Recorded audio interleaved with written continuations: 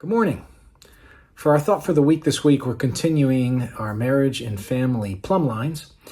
And I want to give you a new one for this week for you to consider.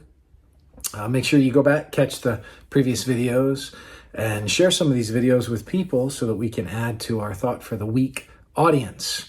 If you haven't subscribed to the channel and you're watching this, subscribe so you can get all these videos coming in your feed. Here's our plumb line, our pithy statement that we're going to cement in our minds this week as it relates to marriage and family life.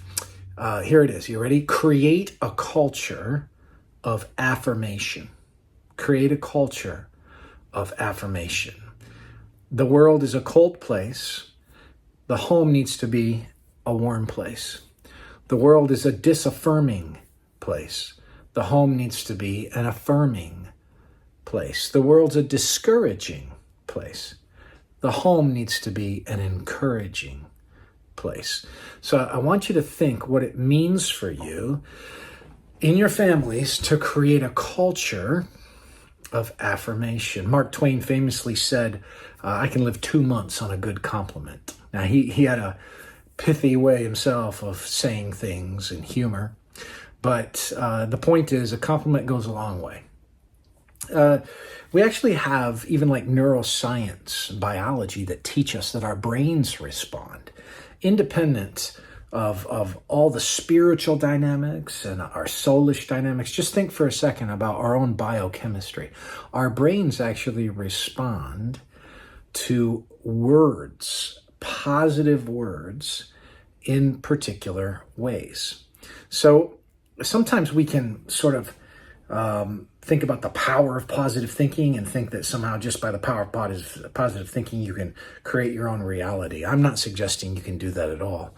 But what I am suggesting is that the words that you hear and the words that you meditate upon do have an impact in your life, and they have an impact even at the level of your physiology.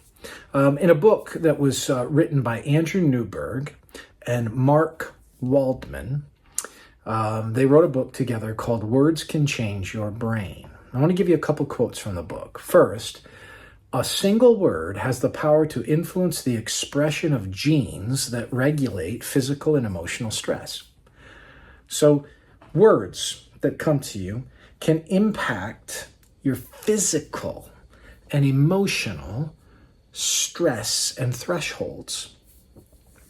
A little bit of a longer quote. By holding a positive and optimistic word in your mind, you stimulate frontal lobe activity. This area includes specific language centers that connect directly to the motor cortex responsible for moving you into action.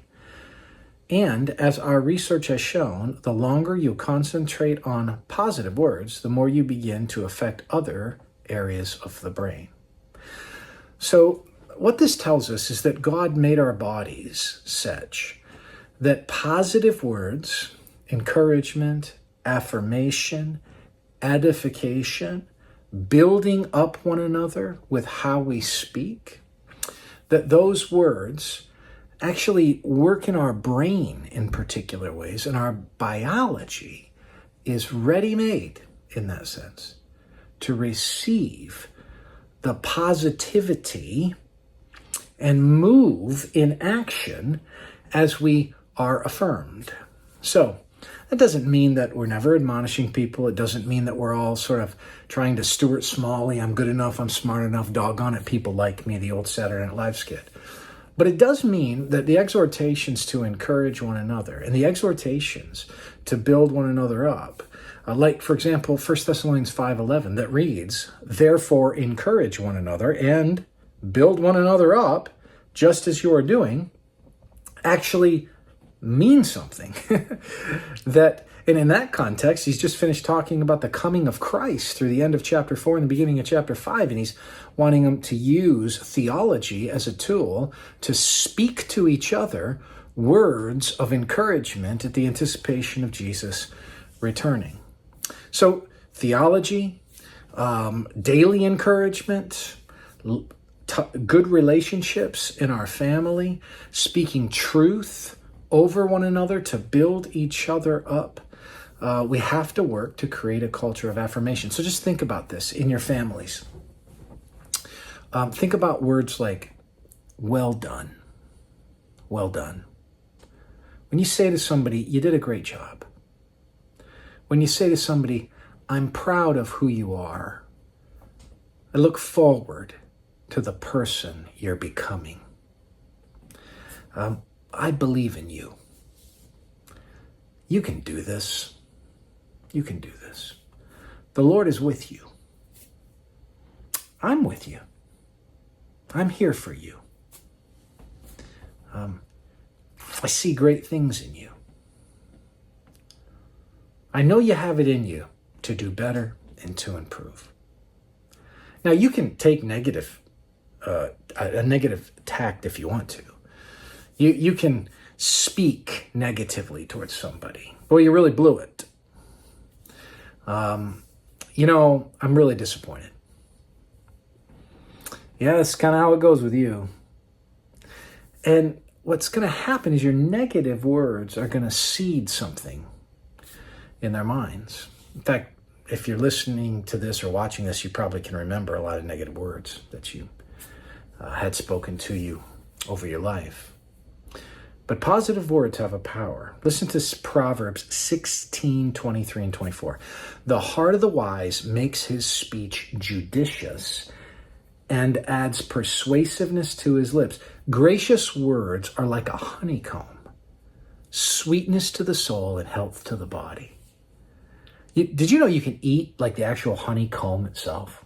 That wax, you can actually eat the whole thing. Now, you don't want to eat a ton of it, right? Because it mess with your stomach and everything like that. But in moderation, eating honey and eating even the honeycomb, we know that it has health benefits. We know from scientific study today that it'll help you with inflammation. It'll help you fight infection. It'll contribute to heart health. Way back in the ancient texts of wisdom literature, we see the benefits of, hey, wait a minute, gracious words. They're like a honeycomb. They taste sweet, and yet they have great benefit, health to you. So you want to build a healthy culture in your family? Speak gracious words. They will help you, in that sense, spiritually fight infection. They'll help you spiritually, soulishly fight that inflammation that comes from the negative, dark, sinful pressing in of tension and stress that's brought on you by the world. To know that people believe in you. For people to know you believe in them. For your family to know that you're here for them. For your family to know that you love them. For your family to know that you're proud of them. For your family to know that I'm with you, I'm here.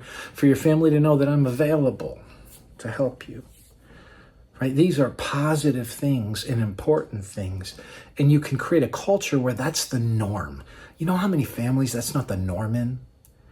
Where like the other shoe's going to drop, people are frustrated, annoyed, so forth. When my kids were little, we used to do an exercise. I'll share it with you real quick in closing.